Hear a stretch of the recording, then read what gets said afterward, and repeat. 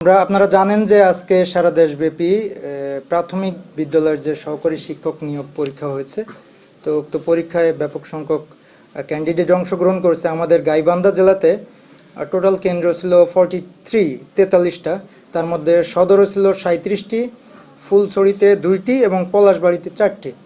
তো এই সব কেন্দ্র থেকে টোটাল এই পরীক্ষার মানে যে অসাধু চক্রের সাথে জড়িত এরকম সদরের যে 37টি কেন্দ্র ছিল সেখান থেকে আমরা 37 জনকে অ্যারেস্ট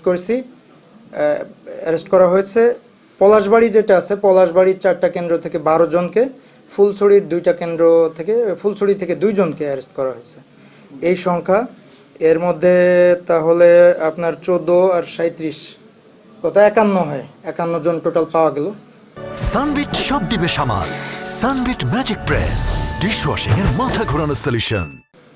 এর মধ্যে দেখা গেল যে আমাদের সদরে 11 জন নারী ছিল, পলাশবাড়িতে 4 জন নারী, আর ফুলছড়ি 2 জন যে অ্যারেস্ট হয়েছে 2 জনই নারী।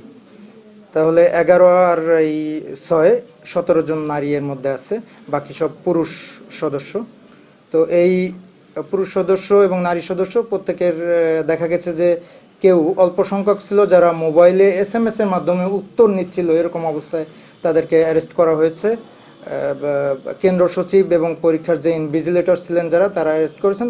পুলিশ পরবর্তীতে পুলিশকে ডাকা হলে পুলিশ সেখানে যে সিজার লিস্ট করেছে।